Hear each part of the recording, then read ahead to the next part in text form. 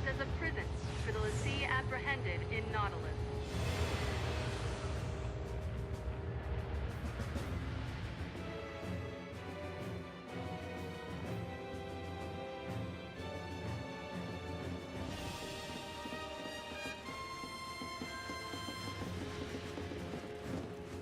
The l'Cie will face official sentencing upon the convoy's arrival in the capital. So what's with the freak show? So the Primarch can stand in judgment of the villainous l'Cie, with their execution as the climax. The people will cheer their demise, and fal'Cie dominion will be undisputed. All part of the plan. Yes, but it also presents an opportunity. In a display of unwavering dedication to duty, the Primarch himself has boarded the Palamecia and focused his personal attention on resolving the Pulse crisis. They're baiting us, trying to draw us out. Bait, huh? Yeah, that's right. Here are your friends. Come and get them. Well, if they're daring us to mount a rescue, I'll take that action. All in. Alrighty, bets are on the table. We leave when you're ready. I'll be standing by.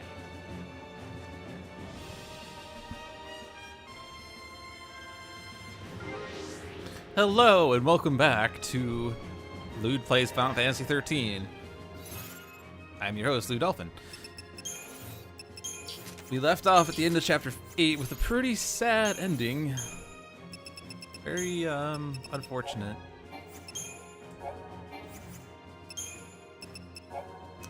But we're in Chapter 9 now, so we'll just move on. Hope S time. An incidental victim of the Purge, Hope survives the ensuing violence only to become a l'Cie. Blaming Snow for his mother's death during the fight, the boy gives the name to his revenge, Operation Nora. Hope eventually realizes that his rage is simply a crutch to help him through his grief and decides he needs a real reason to keep on going. He mends his relationship with his father and sets off on a journey to discover a way to escape his destiny as a l'Cie. Oh, and I missed Lightning. Lightning was formerly a sergeant in the Guardian Corps, Bodum Security Regiment.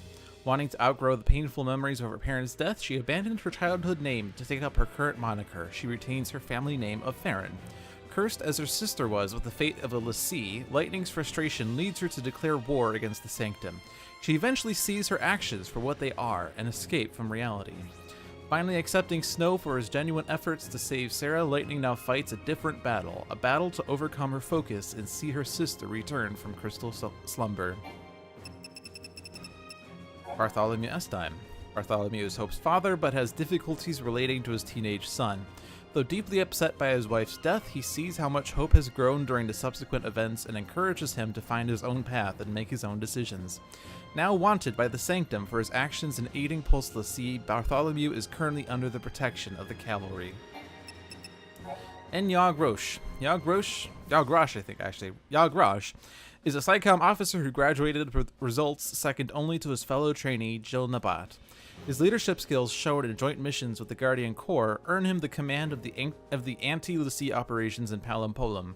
Despite feeling doubt over the fate of innocents during the Purge, Rosh views the brutal and thankless task of maintaining the overall stability of society to be a soldier's sworn duty. So those are sort of remnants of Chapter 7, I guess only get added now. The Palamecia. The flagship of the Sanctum Skyfleet, this imposing craft is an anti-pulse juggernaut built using the latest in military technology. The Palamecia bristles with powerful weaponry, and its multiple decks hold several dozen warships, as well as hundreds of crew members. During the Purge, the Palamecia transported the entire Pulse vestige to the Hanging Edge. And then Brunhilde. So, here we are with Lightning, Hope, Fang, and Snow, who come from Palampolum and are now on the Lindblum. We have their newest Crystarium expansions. Lightning has 2 new abilities. She has her blind side. bolster attack ruin ahead of attack Q when non-staggered target is not targeting you. Because this only affects non-staggered targets, it's not 100% useful because you generally want damage dealing post-stagger. But I guess this can be useful for quick fights if you don't need to stagger them. Bolster means that it will make them stronger, a little stronger, not significantly stronger. And then she hits her Scourge here, which we saw in the previous chapter on Saz. We didn't actually utilize it with Saz, but it is a single target heavy damage attack on a target on the ground that's about to recover from stagger. So when stagger's about to end, you can bring in one massive final hit. She has 2 new Ravager abilities, Arrow and Watera. So that's her first raw spell. Or actually, no, she has Thundara. She has Thundara, yeah. And then Medic has 2 new abilities. She gets Raise here. As noted in the previous chapter, Raise isn't too useful. Her Renew is also here. Renew is a technique. It's not restricted to medics. It costs 2 TP, and it revives allies from KO and restores half of everyone's HP. Hope has 2 new abilities, Blizzara and Overwhelm. With that, I think the only raw spell that he would be missing is Watera at this point. 2 new synergist abilities, Veil, which raises target's status ailment resistance. Basically, Veil makes it so debuffs are half as likely to get inflicted, which is very useful against enemies that can cast debuffs, especially enemies that spam debuffs. Not useful in any other fight. And his boon here, which, as noted, every time you cast a buff, any currently existing buffs have their durations extended by 5 seconds. And then Medic, he has 1 new ability. I'll give anyone 2 guesses to figure out what ability that is. It is, in fact, Renew. If you haven't guessed, Renew tends to be in Medic roles if that character has a Medic role. And everyone has access to Renew basically at this point, so no surprise there. Fang has 3 new commando abilities. Life Siphon, which Lightning has had previously, Scourge, and Ravage, so those are some familiar commando abilities. Ravager with Steel Guard, and her Renew is in here. Most people tend to think that Fang provides Metaguard and Snow provides Steel Guard, but as we can see, Fang gets Steel Guard pretty quickly, so that's not really true. Saboteur, she has 4 new abilities. Actually, no, we never got her Sloga, so technically she has 3 new abilities. She has her Dispel, which can dispel the previous debuff, or currently can dispel the previously cast buff on an enemy. Curse, which is a new debuff, lowers target's odds of interrupting actions and avoid interruption of own. This is the opposite of Saz's Vigilance, and it's a debuff, so you cast this on an enemy, and they are more likely to get interrupted, and they are less likely to interrupt you.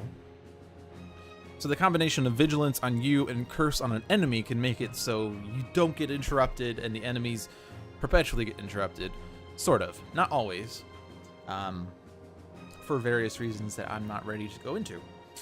And then Kurska, which is the multi-target version of Curse.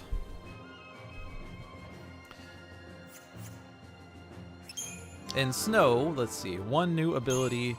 As a commando, that ability is Scourge. So everyone's starting to pick up Scourge in their commando trees.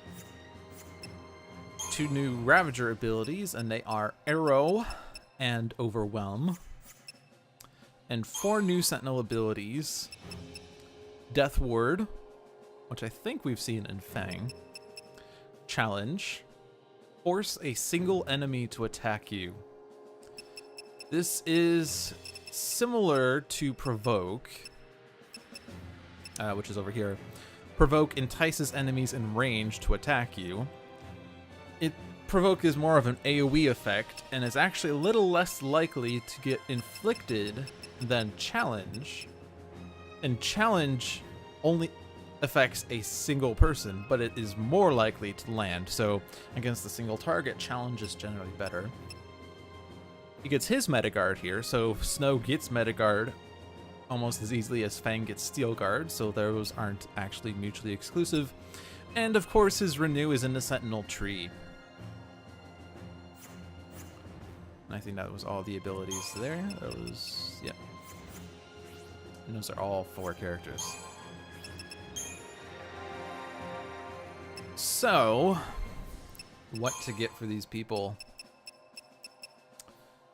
We have no new accessory slots for any of these people. They've already got their accessory slots, I believe.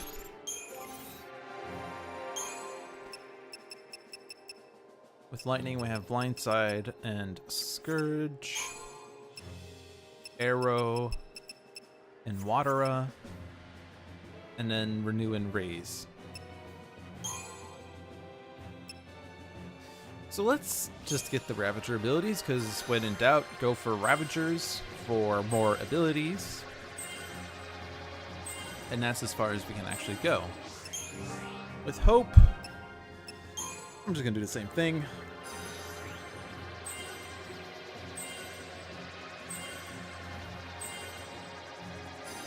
And that gets him all of the Ravager abilities. Fang, we have some options. I'm going to go the debuff route. I'm actually going to go ahead and get this before I forget that it's a thing. And I can't get Kurska, but we almost have all of her debuffs in this chapter. I could develop Snow, but Snow's not actually going to be relevant for a while, so I'm not going to touch him. Here's where I would do Paradigms, except this is technically a Lightning solo section, so we don't have the rest of the party here. We could equip them with things, and we can see that they have kept their previously equipped things from the, well, previous chapter. Fang previously had magic accessories because of the fight that we were in at the end of chapter 7. She'd probably benefit more from strength, considering she's more of a strength character. At least for now. I could give her another power wristband. In fact, I will. I'll give Lightning a Doctor's Code. We haven't actually used Doctor's Codes for a while, so we'll just put those on. And Hope will just stay with a general defense setup. So Doctor's Codes double the effect of potions, and potions heal for 300 HP. Now that my, well, Lightning Hope Fang party is sitting at 900 HP, potions heal about 33% of their HP back. That is still pretty good relative to what medics can do at this point, but it's not as godly as it was in chapter 3 when it basically full healed the entire party in one cast. If I want a full heal, I would now probably have to throw 2 to 3 potions, but it's still fine. We did get a new shop in the previous chapter. I didn't get an opportunity to check it out, but it's the Motherlode. Celebrating 120 years of mineralogical excellence made possible by the faithful patronage of our distinguished customers. When it comes to stones and metallurgy, that word, Motherlode knows best. Motherlode is the shop that sells transformational catalysts. I was talking in the previous chapter about how these costs do not scale like their sale prices are. Because we do have a Rotocrossite for 2,000 gil and a Uraninite for 5,000 gil that we can sell. But if I wanted to buy those back, the Rotocrossite costs 8,000 to purchase, which is 4 times more than it sells for. The Uraninite is 45,000 gil, which is 9 times more than it sells for. So you don't really want to sell transformational catalysts if you can avoid it, because purchasing them back when later needed is very costly. The only one that I said that is worth considering selling is the Millerite. In fact, you should definitely sell Millerites because they don't have a useful purpose. They sell for 1,000 gil, so and 1,000 gil is certainly useful. You buy them for 3,000 gil, but don't ever buy them. They only get used to upgrade iron bangles, and the upgrade, which is a silver bangle, costs 1,000 gil, which is 2,000 less than the Millerite. So even if you chose to upgrade a silver bangle to max for whatever reason, it'd be cheaper to purchase the silver bangle and upgrade it directly than it would be to max out an iron bangle and upgrade via Millerite. Rhodocrossite, however, does have some uses. That said, you only ever need 3 of them for all intents and purposes.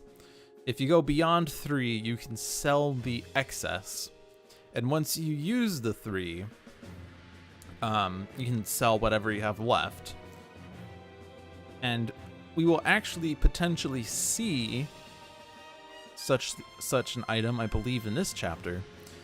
And we'll see why the upgrade is pretty useful and that you should hold on to the rhodocrossites. The later upgrades, or the later catalysts, rather, definitely hold on to, because these all get used for weapons. At least one weapon utilizes at least one of these components.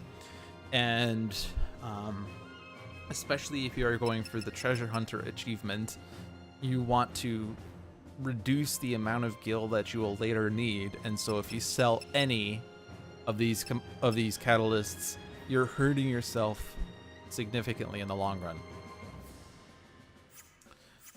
All right. Other new items we have in Lenora's Garage. We have the liquid crystal lens, the epicyclic gear, the ring joint, and the crankshaft. Crankshaft is the new best mechanical component. It eclipses turbojet. Its amount of eclipse is actually pretty small. So if you accidentally buy turbojets or for whatever reason at this point, it's okay. You basically bought at probably like 1 or 2 extra, or you would need 1 or 2 extra probably on average for each upgrade. But crankshafts are currently the best. If you're going to purchase components to upgrade with in this chapter, crankshafts would be the ones to get. Unicorn Mart now sells painkillers and mallets. Painkillers remove pain from one ally, and mallets remove fog from one ally.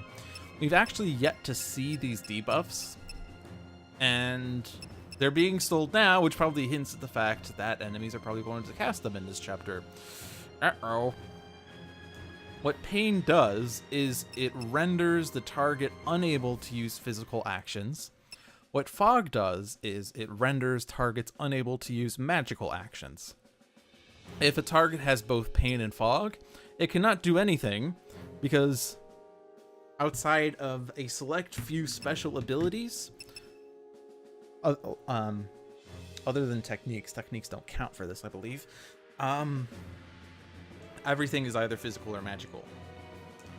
So investing in painkillers and mallets so that you don't end up in a situation where someone is unable to do anything is a wise idea, and I'm gonna go and invest in 10 of these because these are only 100 gil. I only spent 2,000 gil in purchasing those, and that's not gonna hurt me too much.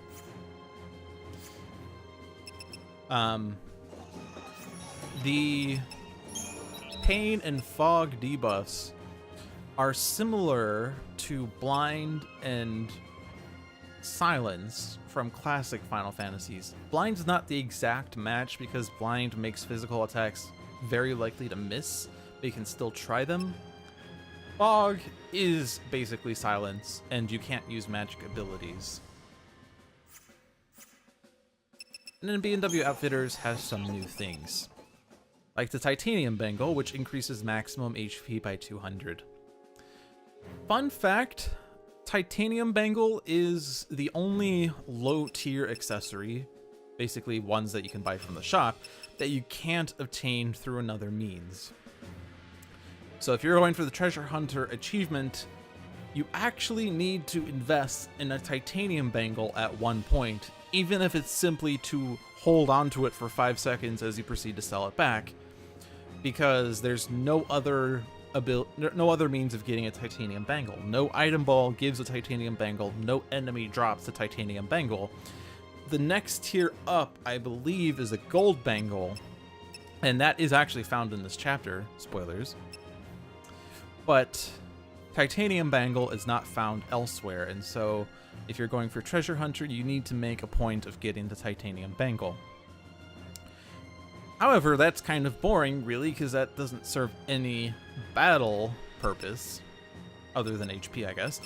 But the Brawler's Wristband and the Shaman's Mark, which we got in Chapter 7, are now purchasable in the shop, and they cost 3,000 gil, which is 3 times as much as the base Magician's Mark and Power Wristband, but they provide 50 points of strength and magic increase.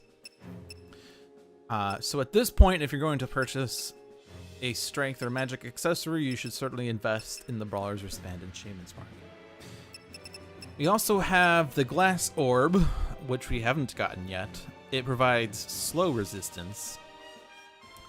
I don't think it's actually relevant right now. I don't think anything can cast slow at this point, so it's there in case you want to get it. I do believe those also can't be found anywhere, but a lot of those accessories in that shop aren't found anywhere anyway, so that's not really much of a surprise. It's win or die for us too. The sanctum's going down. It's win or die for us too. The sanctum's going down. The Psycom fleet has us under surveillance. While we're busy watching the limb grow, you slip aboard the Palamisi. The time is right. Our brigade will launch an all-out assault to back you up. Sergeant Farron, it is essential that you capture the Primarch alive. We need his testimony to convince the people of the Sanctum's true nature.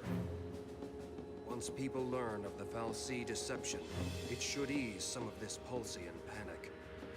With luck, we can avoid the loss of any more civilian lives in the name of this Lassie hunt.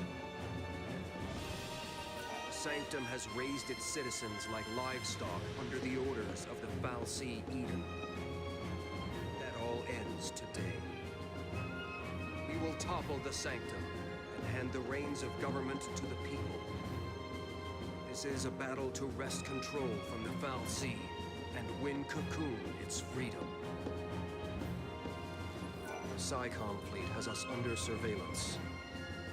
While we're busy watching... Okay, yeah, we've seen this one before. He's looping through that. Rescuing Saz and Vanille is our top priority. We gotta play it smart this time. I'm charging in without a plan. Listen to me talking strategy. That guy's a sorry excuse for a Primarch. Probably just does whatever the Fal'Cie tell him to. There's no way we're losing to a poser like him. Reigns wants to take Cocoon back from the Fal'Cie. That's why I decided to back him up on all this. If his plan works out, I'll be doing what Sarah wanted too. Rescuing Saz and Vanille. Okay, Gotta this play is it looping. smart. Listen.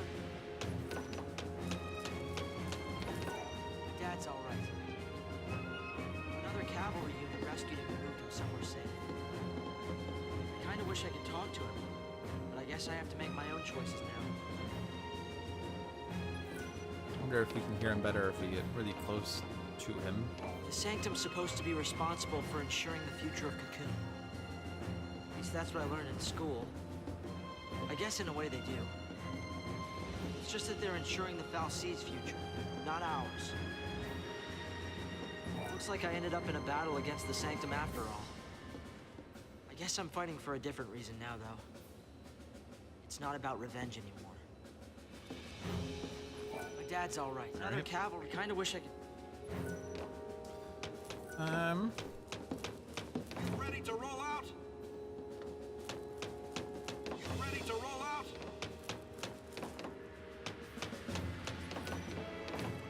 Come on, let's get this show on the road. I finally found Vanille again, and I'll be damned if I'm just gonna stand around while she's in trouble. I'm not kidding when I say the world can burn if that's what it takes to save Vanille. We've got to get in there and take this Daisley guy down. That'll pay Rains back for helping us out, and be one in the eye for the Sanctum. Their reward for trying to kill us.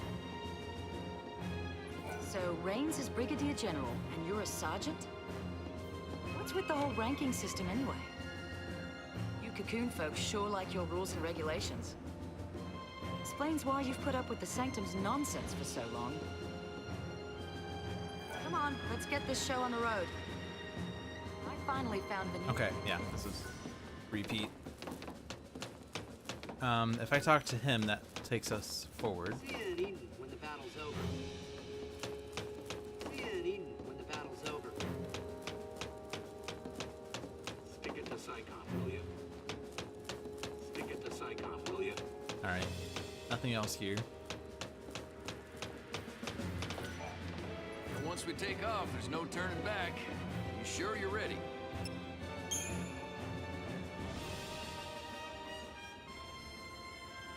This baby back here is a Psycom vessel.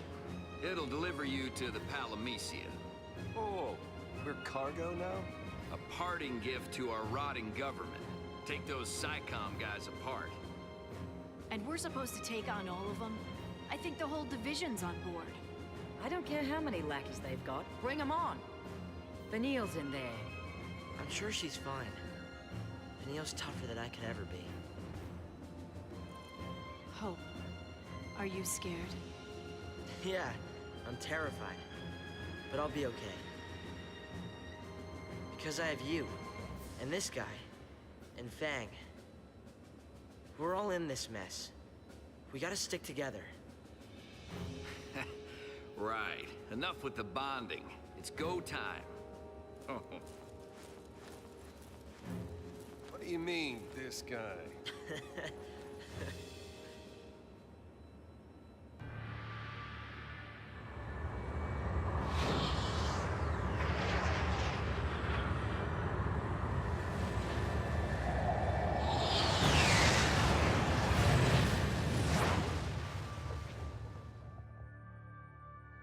We didn't expect to see you here in person, Your Eminence. This crisis threatens the entirety of Cocoon, my child. You agree that standing at the fore is a leader's charge? Wholeheartedly. It also affords a splendid view of the impending execution.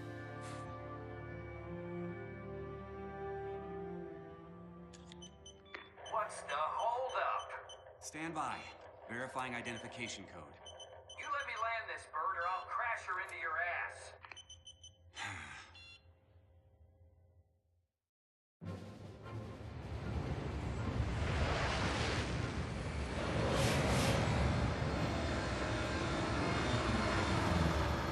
Code verified. You're free to dock. About damn time.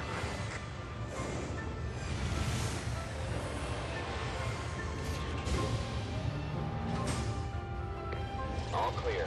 Welcome aboard.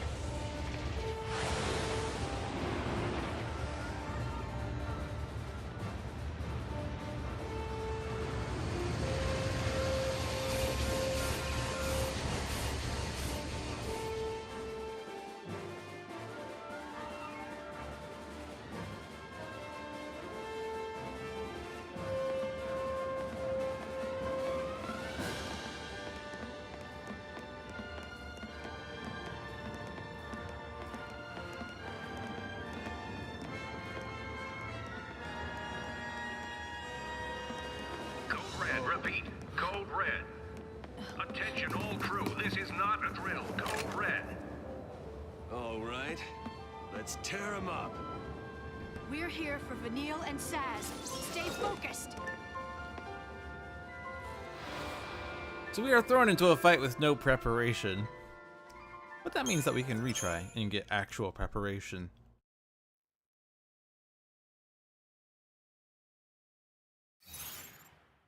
Because now we have an actual party of Lightning Hope Fang, and so we can actually set up paradigms now.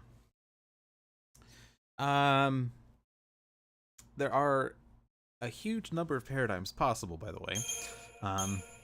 If I exclude medic roles, we have Lightning's Commando Ravager, Hope's Ravager Synergist, Fang's Commando Sentinel Saboteur, 2x2x3, which is 12 possible paradigms.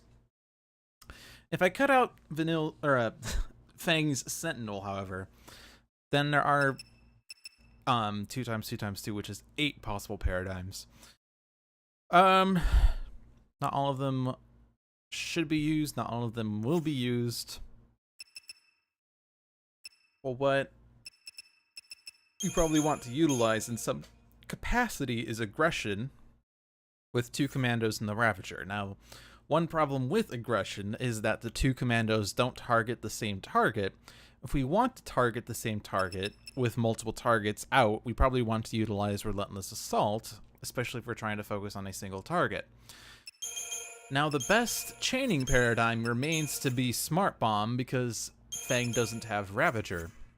And this couples with the 2 Ravagers couple with Saboteur to increase the chain gauge, grant chain duration, and debuff the target. So that is a useful paradigm to have. Now, there's a little bit of an issue with this paradigm because Fang's Saboteur abilities are Slow and Curse, which are not actually debuffs. I tend to call them debuffs for sake of ease. They are technically debilitations. And debilitation debuffs is what I said.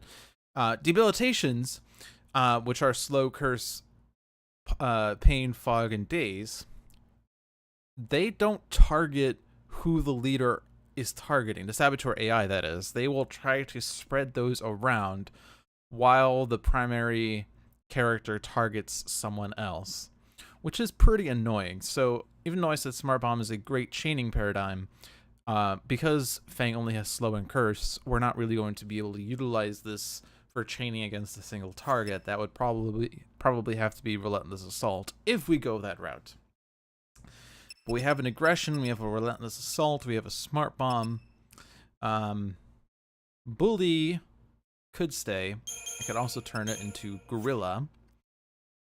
Because generally, if I'm going to use a Synergist, I want to make sure that I'm working towards Stagger in some capacity. If I want an offensive version of it, I could use Strike Team. So we have Commando action. It's at this point that it's very tempting for people to want to utilize a very defensive paradigm like Combat Clinic. Combat Clinic is certainly a very healing effective paradigm, but I'm not going to use it right now because I have Doctor's Codes. So instead, I think I'm going to double up on some other paradigm, and I think I'm going to use a second copy of Delta Attack, or not Delta Attack, Aggression. So I'll put those on the bottom. I'll generally arrange this in the order that I would probably use the paradigms in. Probably an order like this.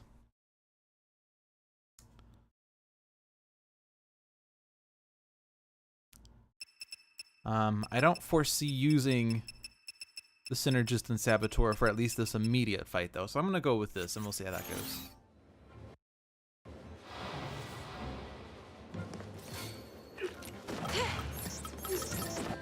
These are new targets, so let's take a look and see what they do. Psycom Raider, no elemental affinities, low chain resistance.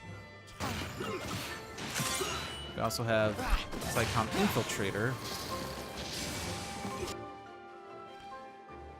which also has no elemental weaknesses. But this is the Gunner, and the Gunner, almost always, as in the previous chapters, has lower HP relative to the others. So the Gunners are sort of easier to take out than the physical guys. We could focus on him first if we so wanted. And they all have very low chain resistance, which means they will all go down pretty quickly.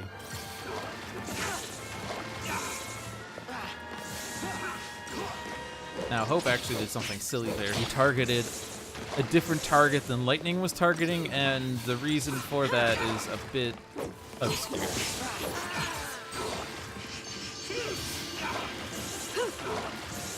Psychom Raider tried to cast Mana Drive Pain, but he didn't get it off because he was interrupted. New strategy.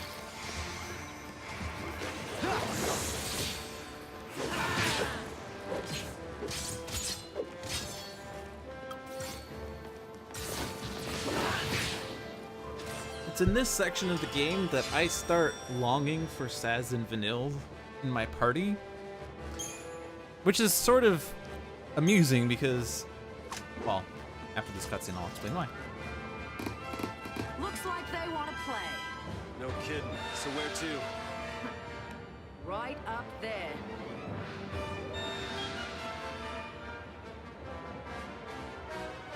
Okay, so the party wants Saz and Vanille, story-wise. I also want Saz and Vanille, because Saz's offensive buffing and Vanille's offensive debuffing makes fights significantly faster.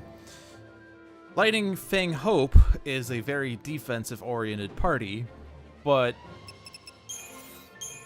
defensive setups are generally very slow and rather boring.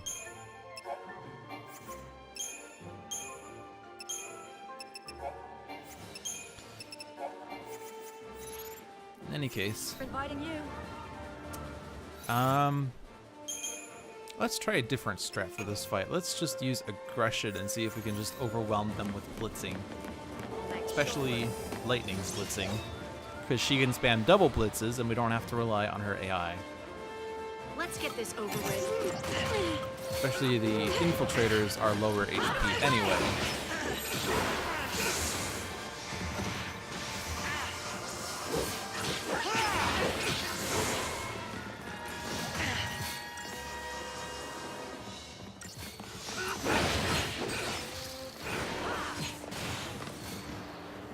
Should die with one more blitz.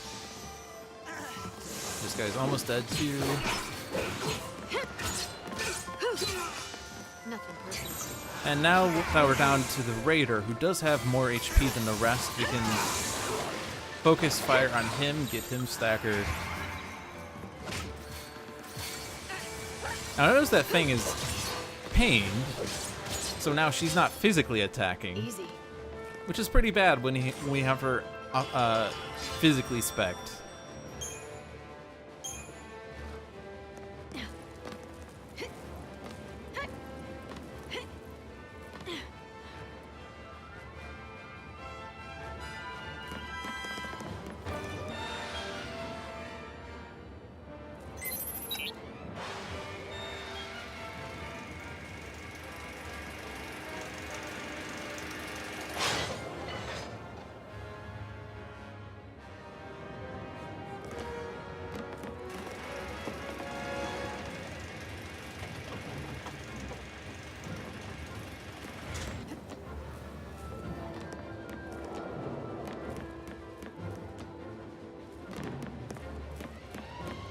There's an item hiding over here.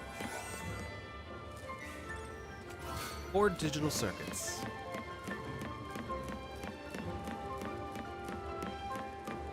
Something bad's waiting for us.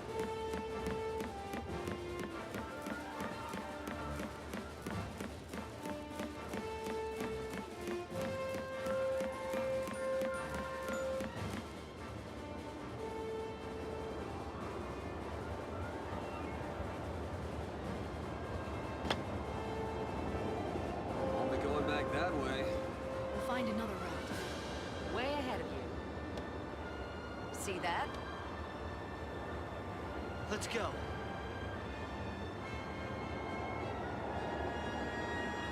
Before I go that way, I'm going to turn around because there's an item over here. And it's guarded by these new enemies.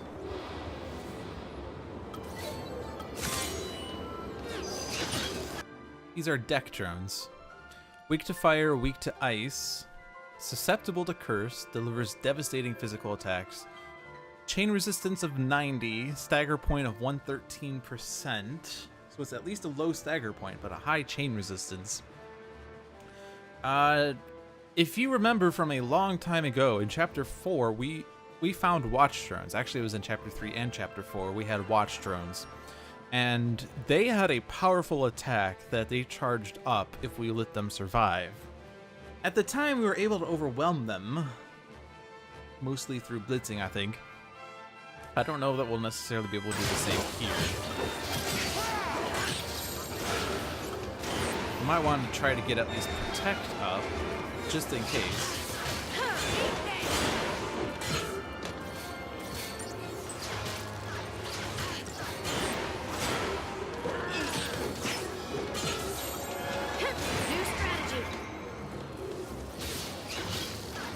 Now, even though they have 90 chain resistance, they do seem to get chained pretty well by a single round of hope strings. So we could probably group stagger them or group chain them, provided that they are all close together.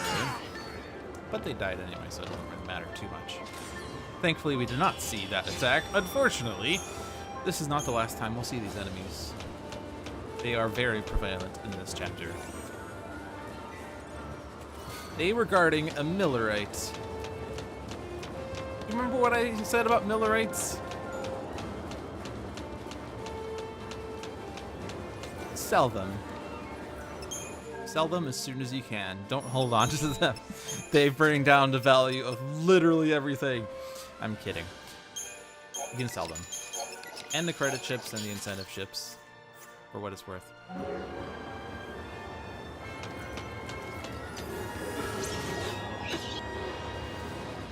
There is another new enemy in this fight. You know what to do.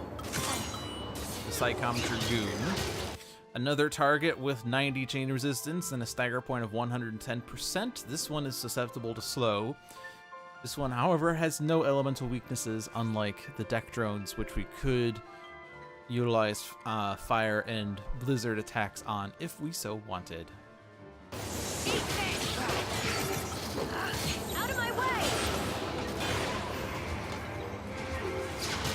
Let's see if we can get a group stagger thing going on. Not using thunder because they are immune to that. Pay attention to this kind of detail. We don't have her water us, so I can't actually group stagger after all like I had wanted. And we lost chain on this deck drone. Take this!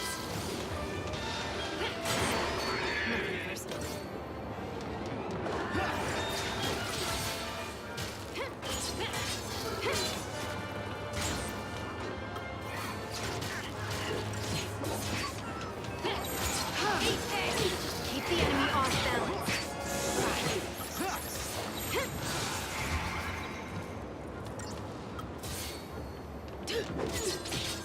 So going after stagger seems to be pretty smart, despite my original assessment, because staggering at 110% puts their chain gauge at 210%, which doubles the rest of your damage. And then if you chain beyond that, it works really well. I was looking for Lightning's Watera. We haven't actually learned it yet. And I kind of want to get it for those Watch Drone fights, considering that I can't use Thundara.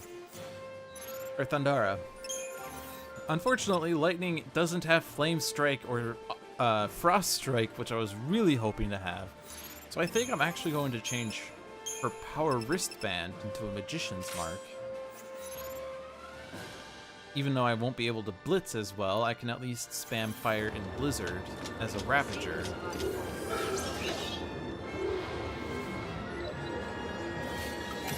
But I will still open up with 2 blitzes for general chain duration.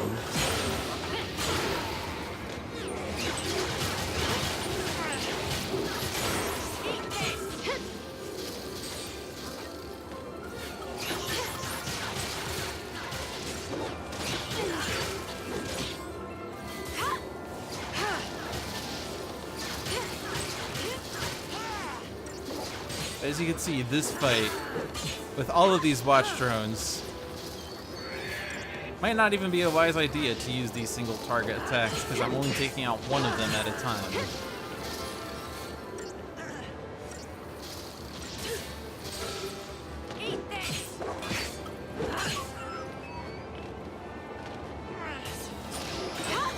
There's the charge up attack, which is called Tornado Kick.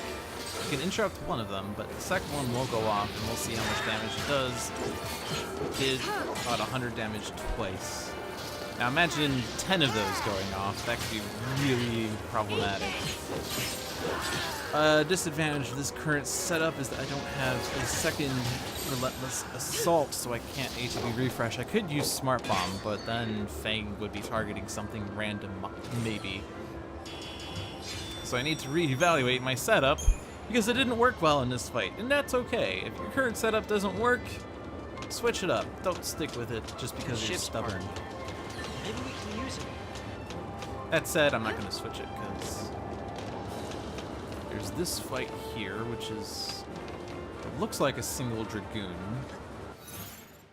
So actually, if I start in Smart Bomb, we might be able to stagger immediately. I can get her Waterer now. So future Watch Drone fights, or Deck Drone fights, might work a little nicer.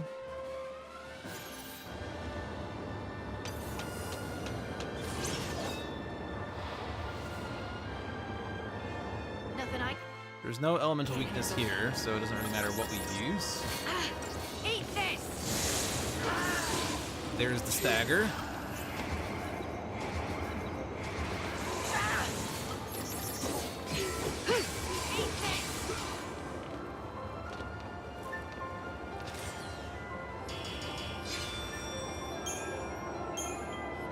And this Dragoon was guarding 3 incentive chips, which is 7,500 gil. A very worthwhile chest to invest in.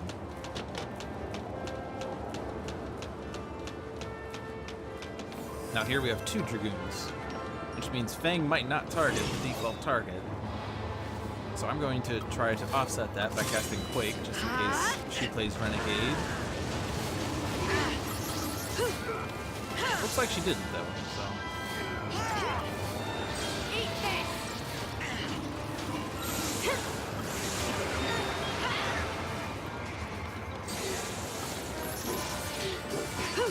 However, you can see that their attacks are quite hard-hitting.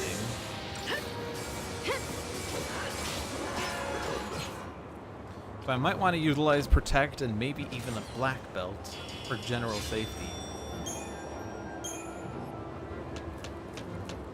You can see fights in this chapter can be quite nerve-wracking. 3 Watch Drones. We can start in Smart Bomb, I think.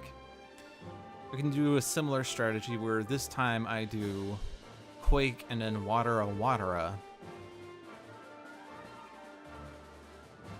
For safety, maybe I'll start in Gorilla so I can get Protect.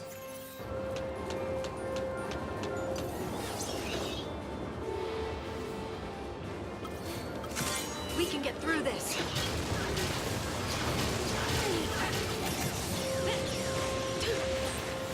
So the nice thing about Waterer is that it can target multiple things, which means it will increase the chain gauge of multiple things. Everyone has Protect.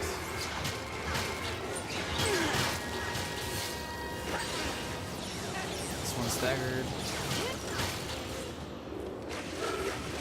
This one missed out on a lot of the action. And now I think they're all staggered. Time for another approach. So even though I don't have the strength set up, I probably could go back to the strength setup because this will make blitzing more effective. I don't need the magic as much, but the group stagger allows me to utilize AoE for damage dealing purposes.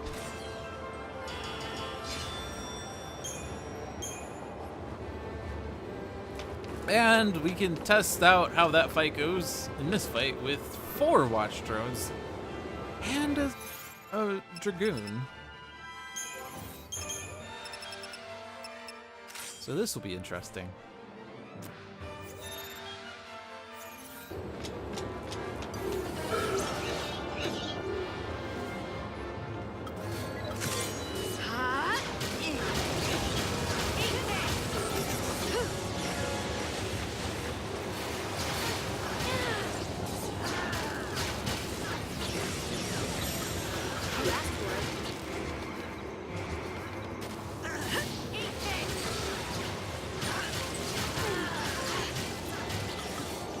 second Quake because enough time has elapsed that I kind of want the increased chain duration of Quake again. Wait for Hope to cast there, because that will stagger that guy.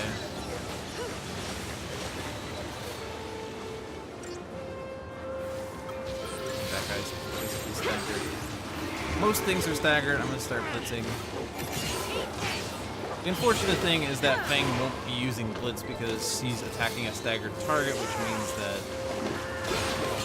she'll prioritize single target effects. Got a lot of tornado kicks going off, which is pretty scary.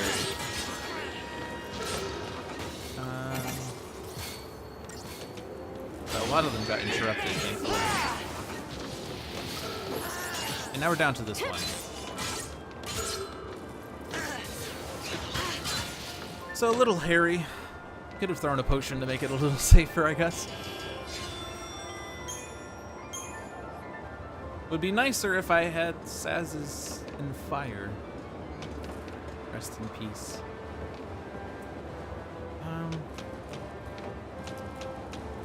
The item's up here.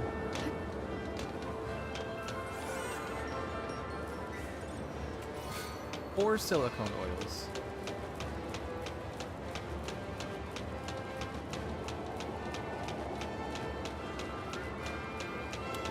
We have a much less stressful Dragoon fight here. Or not Dragoon, Deck Drone. I'm gonna go with single targets because Fang's attacking the primary target and we have lots of chain duration on that target.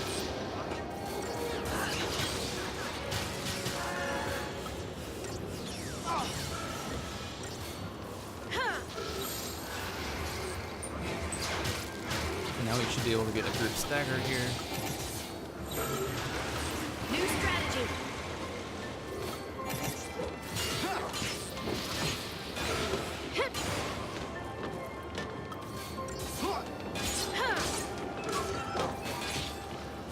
Hardly worth the effort.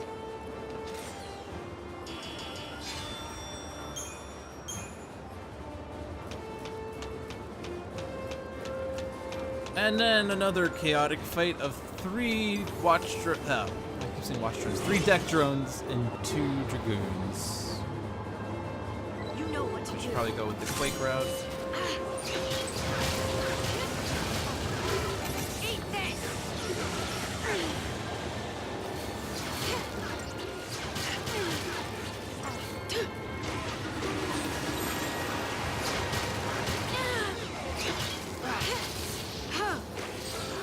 Probably this is a good time for the safety, especially when lightning's red. Feeling nervous?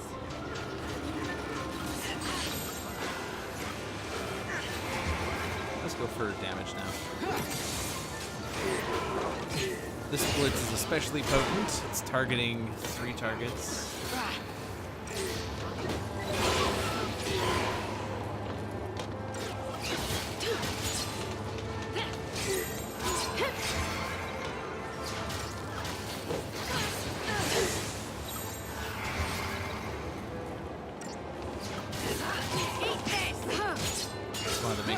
That the Dragoon got staggered, and now we're down to this one. Interestingly, I did not need the potion in that fight.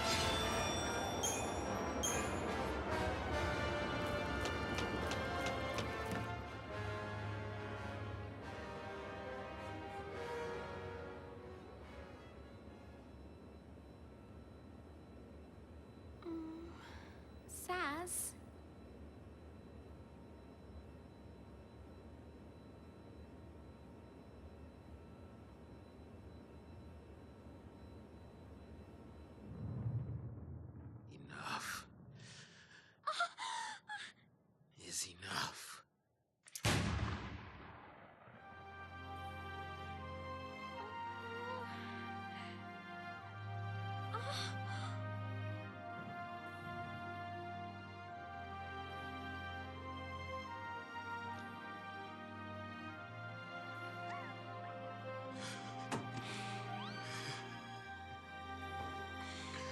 Why can't I do it?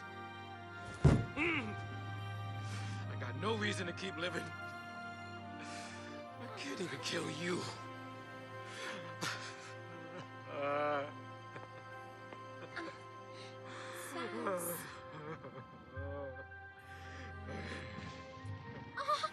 Freeze! Take him!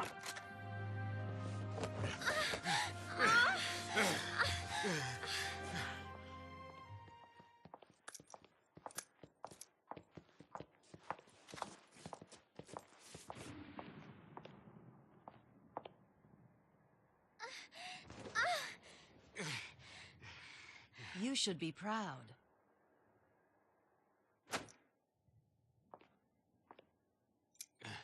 Your son's a hero.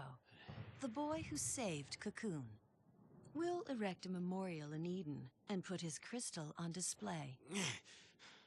A memorial? He's a little boy! As the son of a pulseless sea, he would have lived in shame and misery. Isn't it better he be treated with reverence as a monument to sacrifice?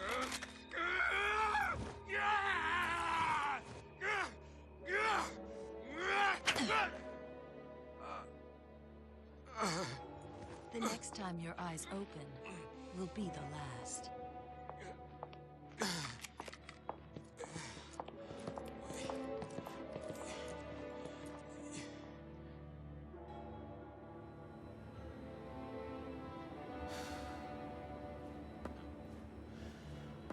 I'm pathetic. That's my line. I'm the one who lied to everyone. Forget it. You can't change what's done. But if I just told the truth... Now. I've been thinking. You woke up from being a crystal once. Well, that means Dodge will wake up one day too, right?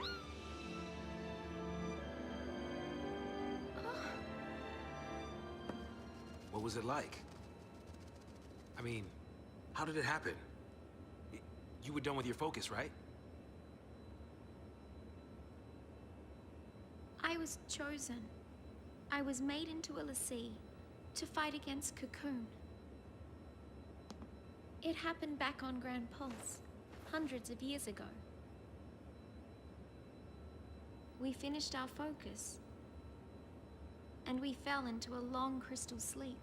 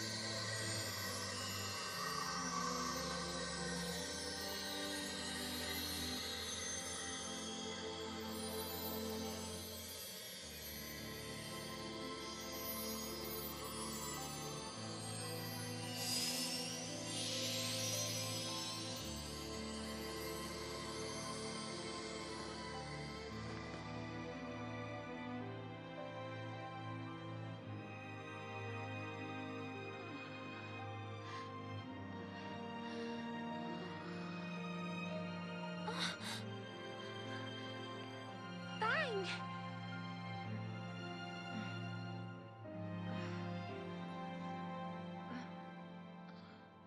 We woke up on Cocoon to the start of a new focus. Fang, she'd forgotten everything. And for me, just the thought of hurting people again, it was too much. So I lied. I played dumb, said I'd lost my memory. I wanted to escape my fate as a Lassie. And ever since then, I've been running away from it.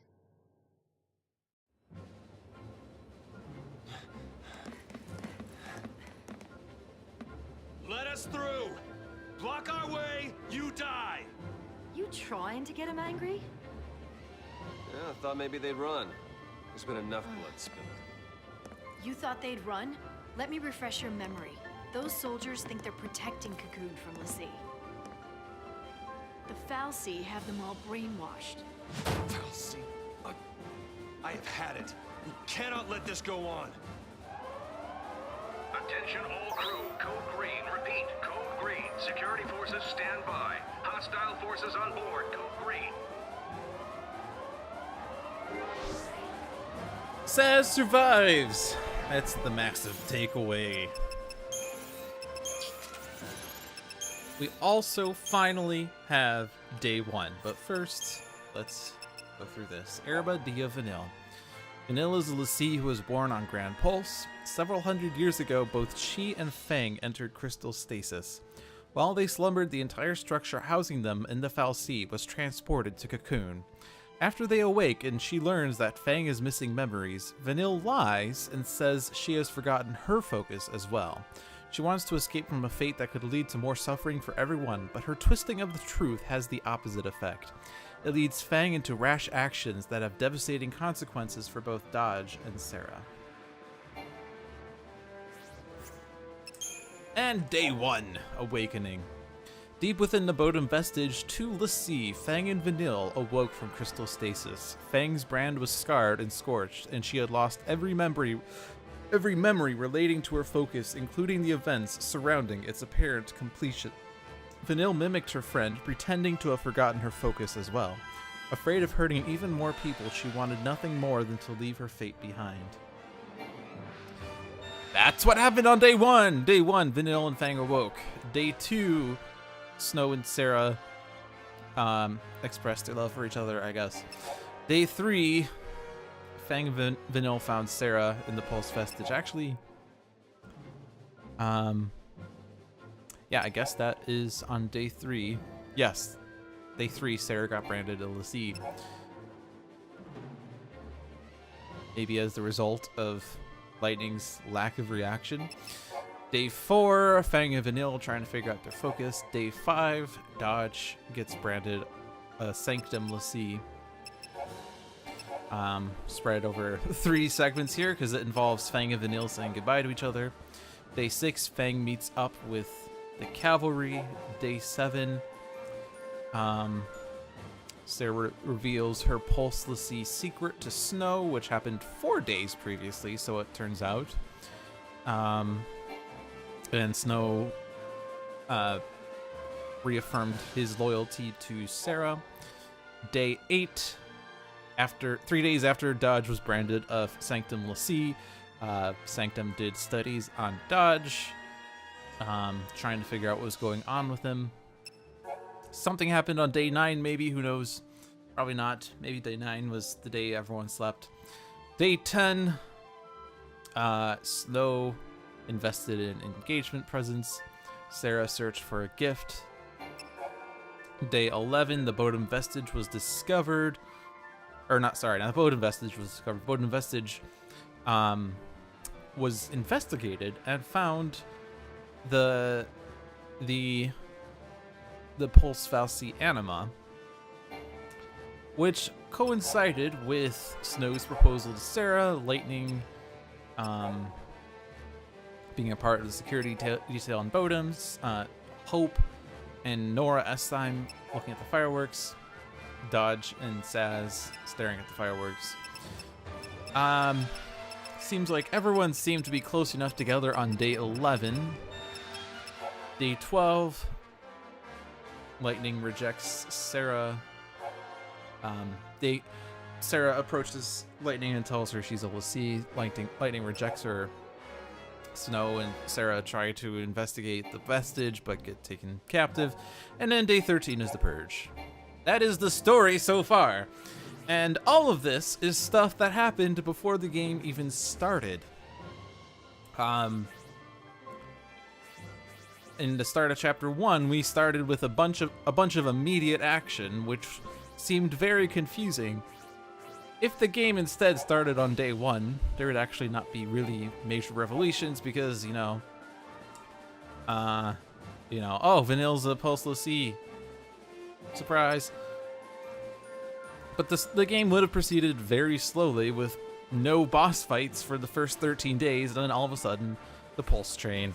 So that's part of why the game has to start out the way it does, in media res, in the middle of the action, because all of this backstory does get developed over the course of the game, and helps to explain the motivations for the characters, and why they do what they're doing.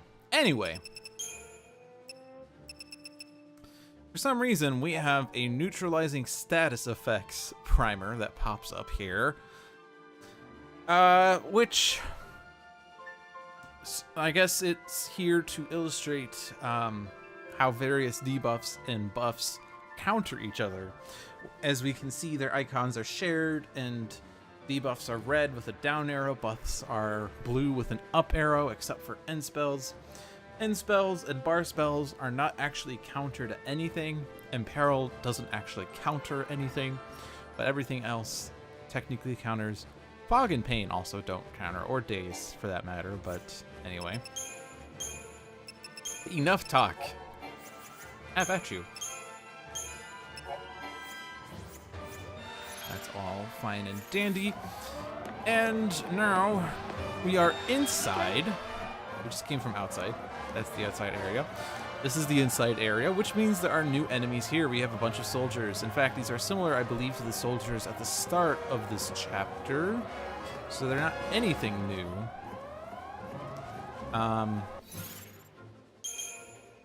Might be best to start an aggression, maybe. Because remember, the infiltrators are the gunnists, and they have the lowest HP.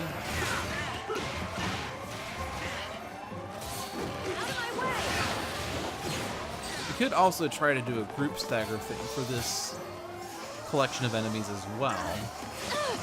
But they are also a bit spaced out now, so it might not be worth trying to pursue. I'm not too worried if Hope perishes. When they guard, however, I do want to counter that.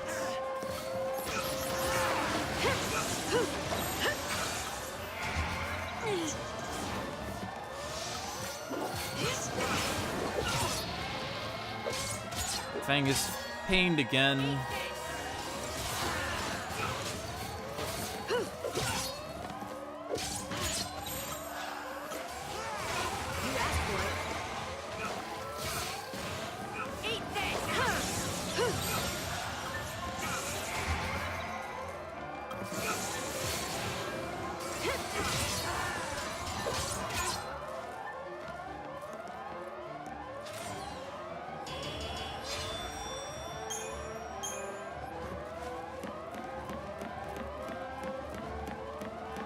This fight has a new enemy.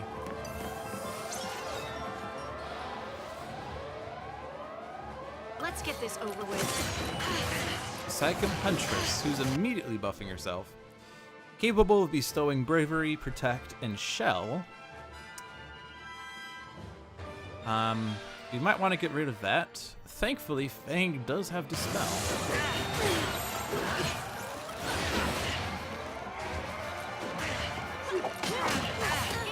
And you can see how hard she hits.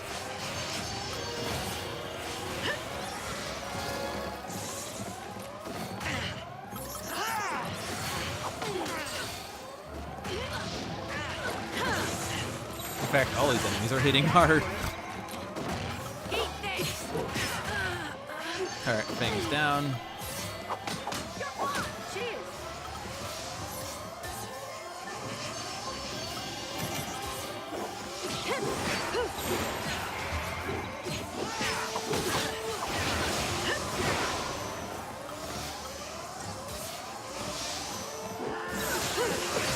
I'm actually going to try to coordinate Fang on this. There we go. Now that she's gone, these guys are actually very close together.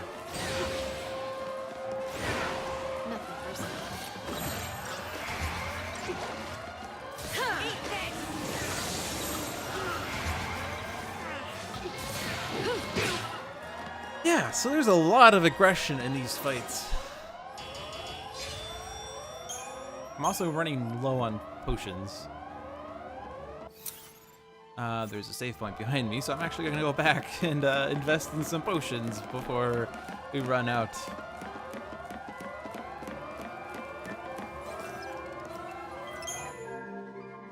They are cheap. I would rather invest in potions than utilize medic. But what I might start using, contrary to what I said previously, is a sentinel. Because we have many targets that are hitting hard. It might help to coordinate all of their attacks on a single target. In fact, I think I will try using that in this fight, but I will start in Gorilla to get the Protect and the Dispel.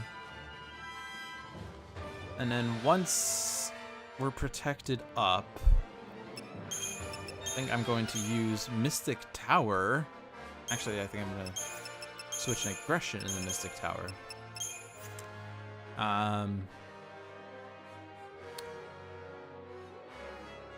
In order to help with general chaining, and then once many things are staggered, we can start using aggression. So I only have one Sentinel paradigm. We'll see if that works. The nice thing about Sentinels is they draw enemy aggression to a single target. Let's go! Out of my way!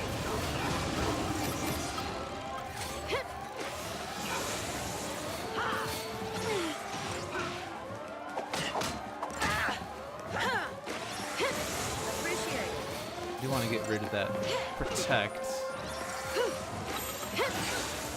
Alright, it's gone. You looking at me? And because it took a while in order for this enemy to really take damage, I think I'm going to chain beyond Stacker. Now at 590, how fast does it go down? How fast does she go down, I guess? 2 blitzes and she's down for the count.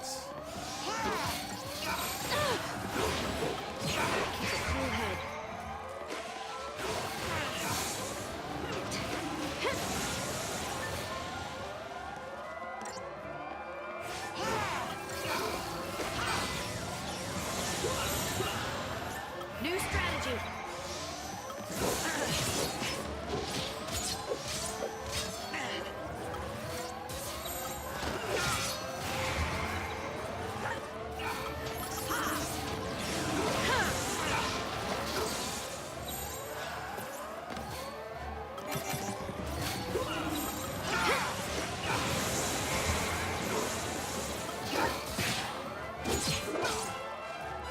Easy. So this chapter really ramps up the difficulty. We have elite score. So this actually doesn't look like it does, but this actually backtracks to the first area that we were in.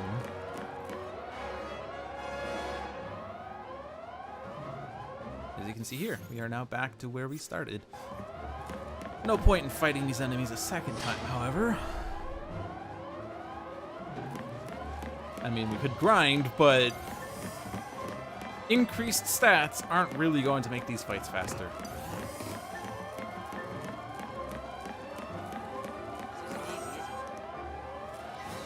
This chest has a lifesaver. An officer's gunblade boosts HP restored to allies revived with rays.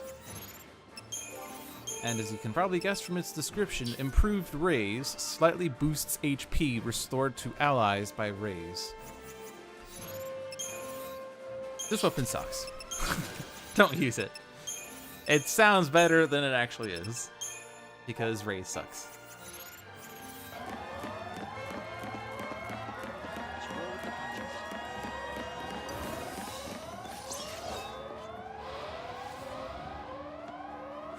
Now we have double Huntresses.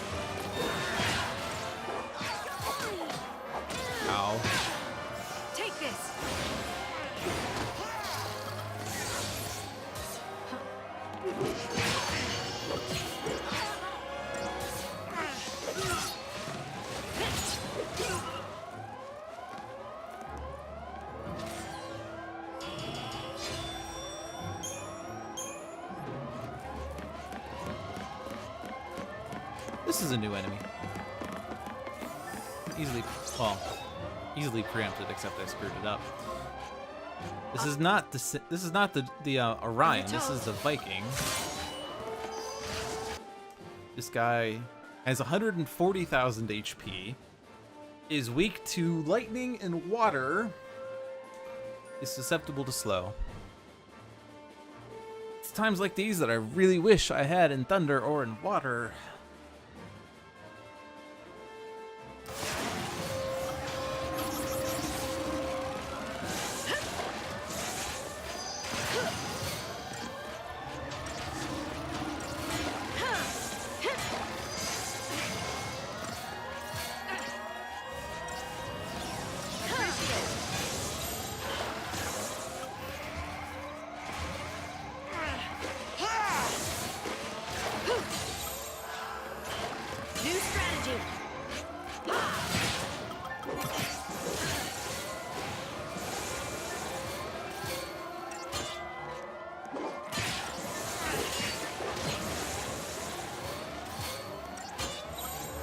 Unfortunately, I don't think I'm actually set up for this because I want to use Aqua Strike and Spark Strike.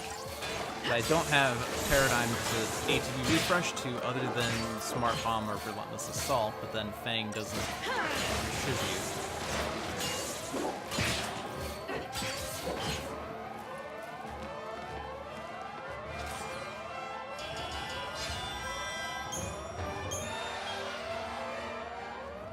Oh well, in the future we'll be better set up.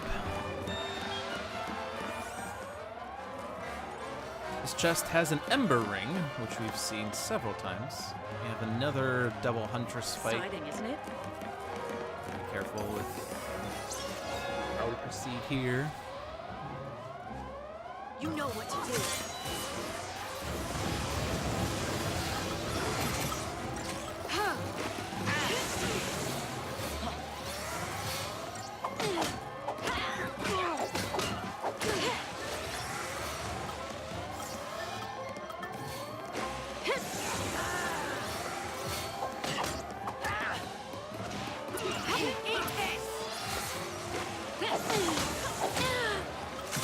We can get through this.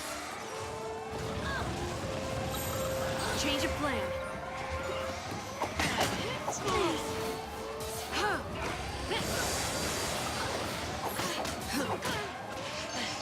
Thank you.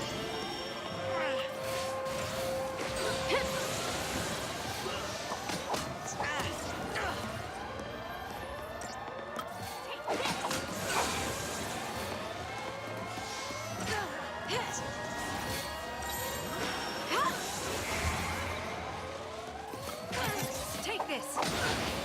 Hope is fog, which is very bad, and this is why I got mallets. Because Hope only has magic spells.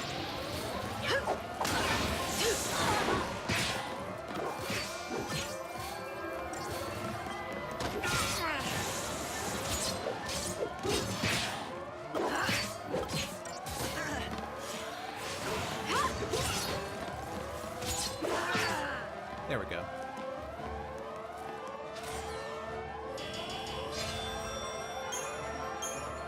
Three incentive chips is very nice.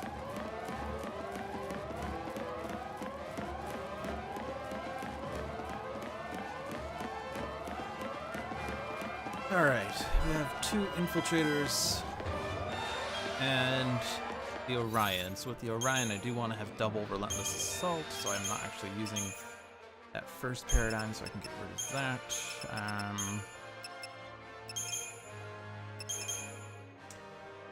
Let's see. Getting Protect seems wise. Let's start there.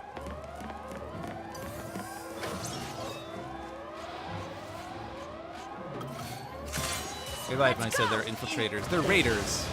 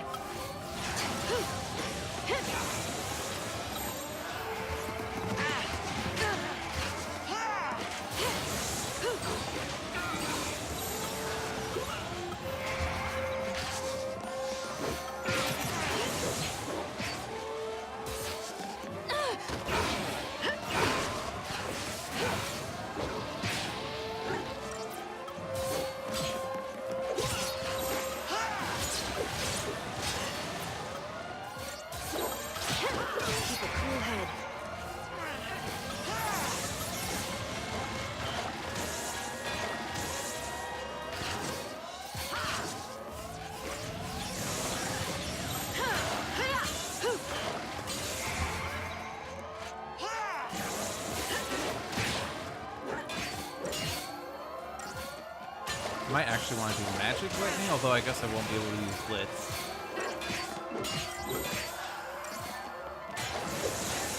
New strategy.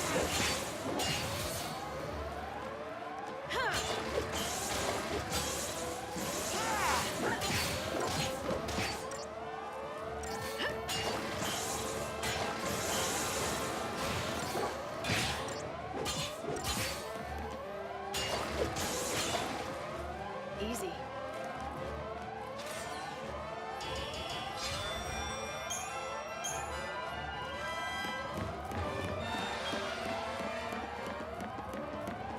Soldiers.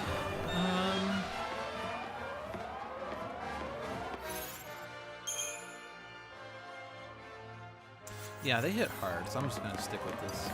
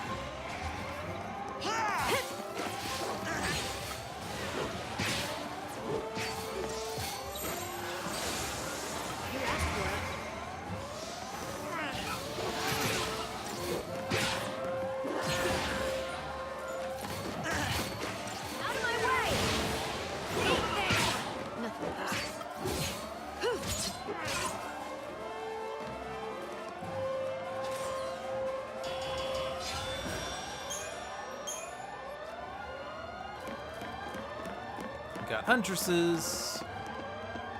Just the 2 huntresses.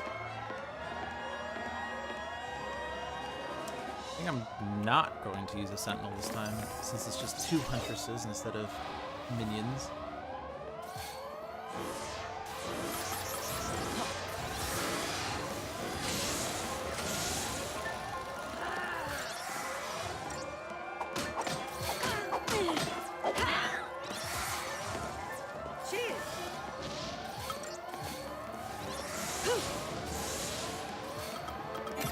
Thank you. New strategy. Eat this. Oh, I do have the sentinel paradigm, I guess. Oh well. Let's get out of that.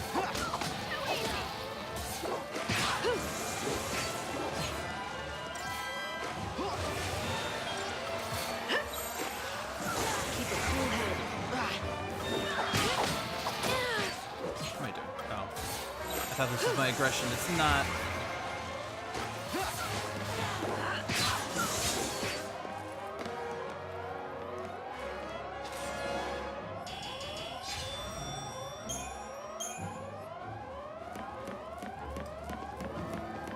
Soldiers.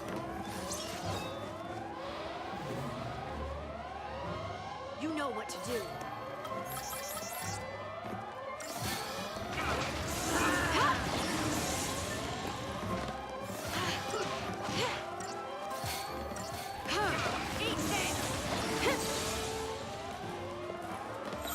Keep the enemy off balance. Take this.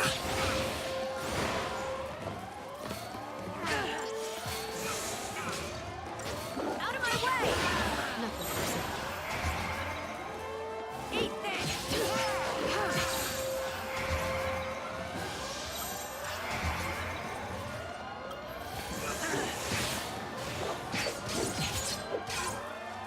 Be ready for the next fight. 2 incentive chips.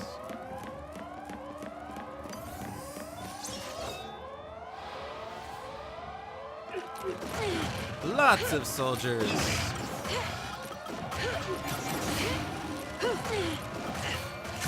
Let's go. Oh. Out of my way. Appreciate it.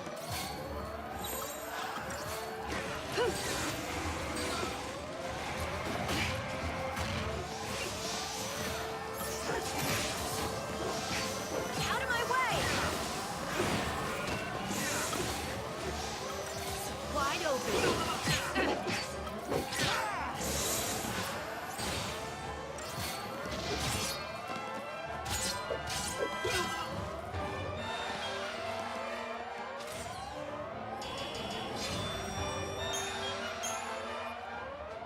More fights! Alright, 2 Huntresses and a Viking.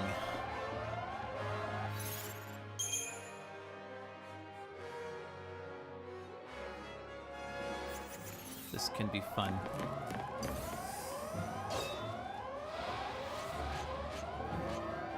We can win if we stay focused. Let's go!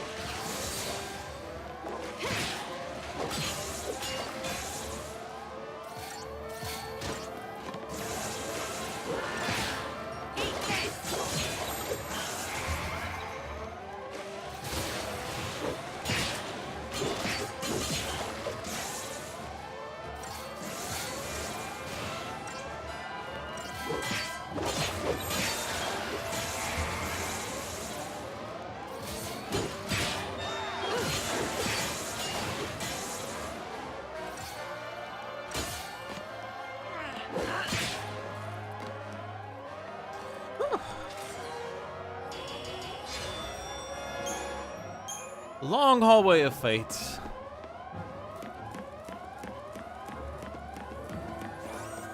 That was fun. You get a Pandoran spear. Pandoran spear, branded with the name of misfortune, this spear enhances the wielder's debilitating powers. This is Fang's version of the Belladonna wand. It provides improved debilitation instead of improved debuffing. And as I mentioned, the debilitation spells are Slow Curse, Pain, Fog, Daze. And the Pandoran Spear therefore makes it more likely for those debuffs to get landed. This comes with a bit of a cost of over 30 points of strength, about 35 points of strength lost, which is more than 10%, so I think I'm not going to equip it right now. Although I am going to remove these accessories because you might imagine why. If I remove the accessories, then this is still a 35-point decrease, but now that's a 20% drop in strength, so maybe not. In any case, you can probably imagine my unequipped accessories there.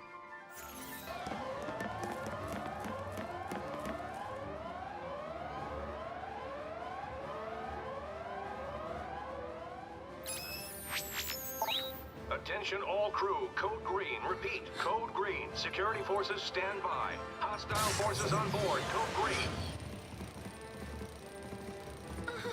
Get up, you're being moved. When your feet come, you too.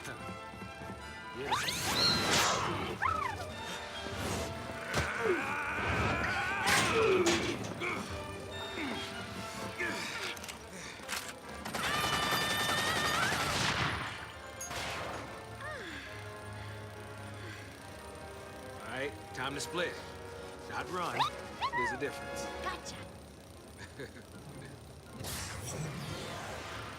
Let's go.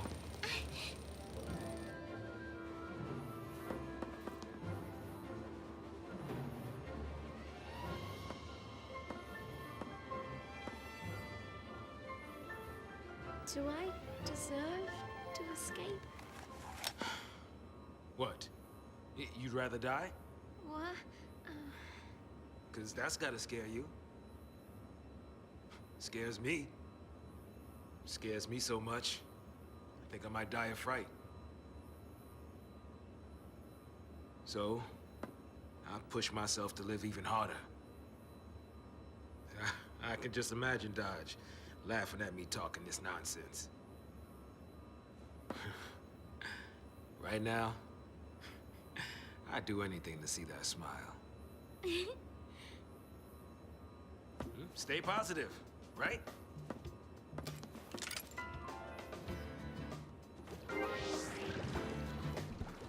Yep, as expected. Party change. And Saz and Vanille have their weapons back. Things are looking up for them.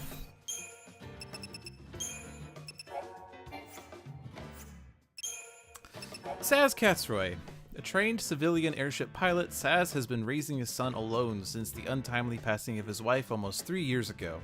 A sanctum l'Cie in the custody of SciComm, Dodge turns to Crystal the moment he is reunited with his father. Yet even after later discovering Vanille is responsible for his son's misfortune, Saz is unable to bring himself to shoot her. His goal now is to survive the coming conflict with the hope that his son will one day wake from his crystal stasis. Yep, we are back to Saz and Vanille. And since we removed some of the accessories, we can remove these too. We can get them with whatever we want on them. Which means Saz is getting strength stuff. And Vanille, well...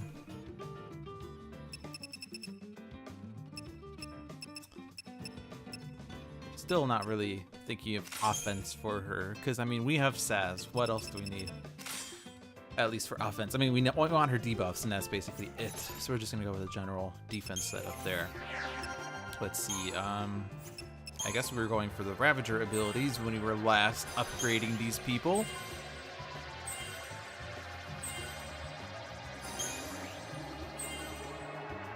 We now have all 10 Ravager abilities, we have all 9 Synergist abilities, all that's left is Commando.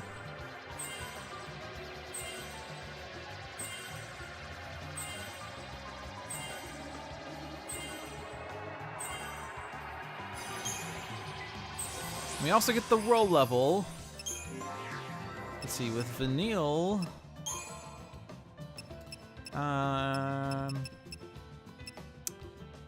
we're seeing the usefulness of Dispel in this chapter, but we're not actually fighting enemies with Vanille that could cast buffs. So I am going to keep going the Ravager to get Blizzara.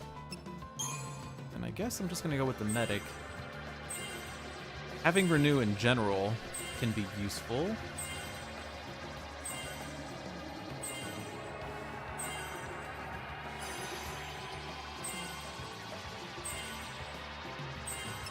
It's over here, the raise. That's not really too exciting, but whatever. And then what's left is the Saboteur ability Dispel, which we can't get. Paradigms, well, our paradigms are all completely reset to some basic setup. Tide Turner is useful. I will probably start with Tide Turner.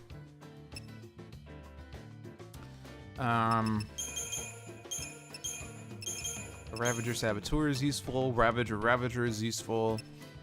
Commando Ravager is useful. I think what we're missing is the Commando Saboteur.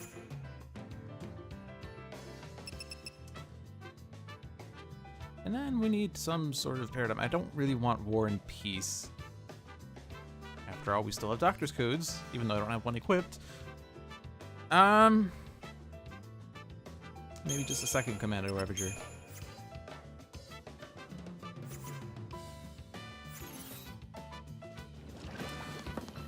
So we are back with Saz and Vanille, which means we have Bravery, Faith, haste, end spells.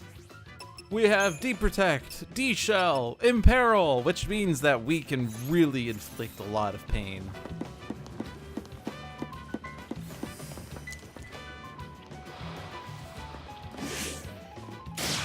We even got a preemptive strike here. We ain't going down.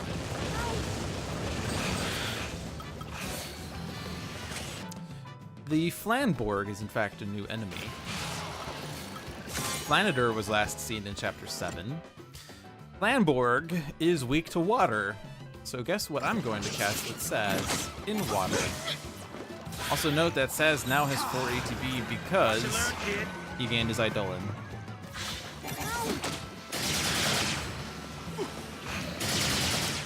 But bravery, in water, deprotect, these guys die so much faster than the Vikings of the previous area. Maybe this area is designed to show you how much more effective Saz and Vanille are. But the nice thing about having 4 ATB on Saz is that he can now cast 2 buffs at a time. Previously, he could only cast 1 buff at a time, but now he can do 2, so we can double up on buffing, which makes it far more efficient.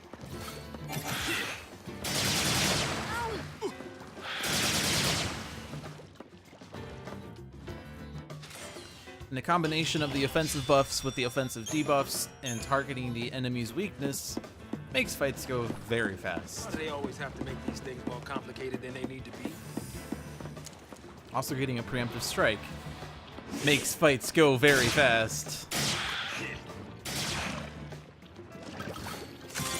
So if you forgot what Quake's purpose is while I've been spamming it in many of these fights, Quake basically maxes out the target's chain duration, which makes their stagger last the max duration, basically. In a preemptive strike, it will make sure that targets have max length stagger. For an in-depth discussion of Quake and its benefits, you should check out a previous chapter. I believe in Chapter 5 I actually discussed it at length.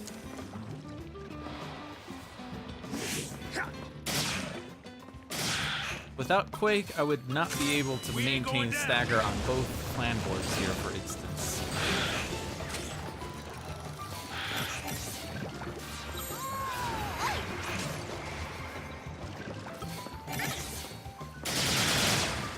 Did you see that coming?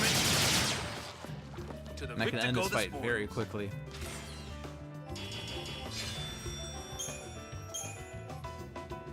There's an item hiding in here.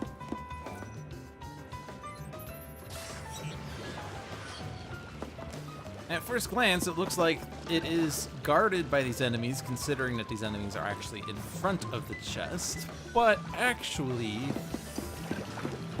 this chest can be opened regardless of whether the enemies are taken out or not. I will take the enemies out anyway, but I do want to show that this item can be grabbed. Actually, I was almost there anyway. See, this item wall is openable. If you don't want to fight enemies, you can grab the item and charge past. The item here is an interesting item. It is a Royal Armlet. Its passive ability resists damage plus 5%. It increases both physical and magic resistance by 5%. This sounds like an exciting item that you should probably upgrade, but it's actually not worth it. It's an expensive accessory to upgrade. It caps at 15%. Where'd it go? It's right here. It caps at 15%. It's expensive to get to that point. Its catalyst is an expensive upgrade, and the max of the next tier is 20%. But the black belt also provides 20%, and the rune bracelet also provides 20%. These are relatively cheap relative to the Royal Armlet. So it's not worth investing in the Royal Armlet, believe it or not.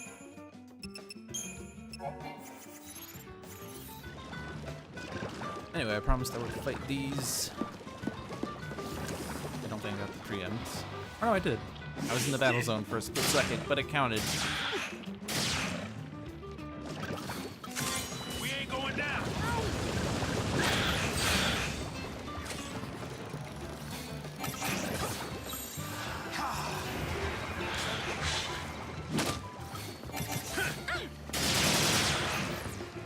Did you see that coming?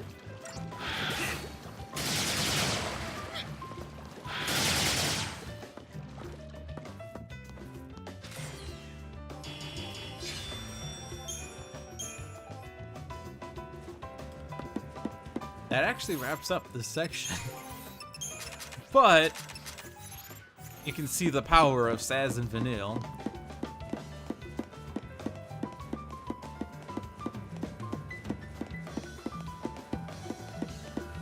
Like this thing's gonna keep us out. 12 vials of murky ooze.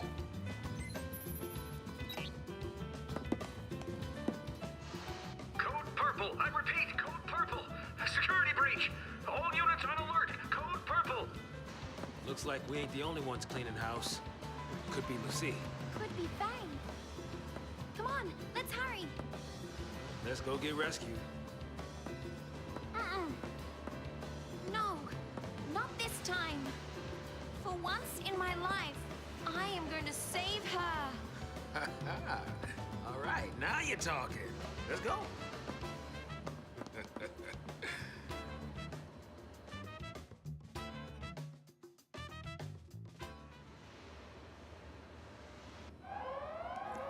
Code purple. I repeat, code purple. Security breach. All units on alert. Code purple. All these colors, what's it mean? Means we're doing our job. Making a lot of SciComm guys nervous. Who are they fighting? Vanille.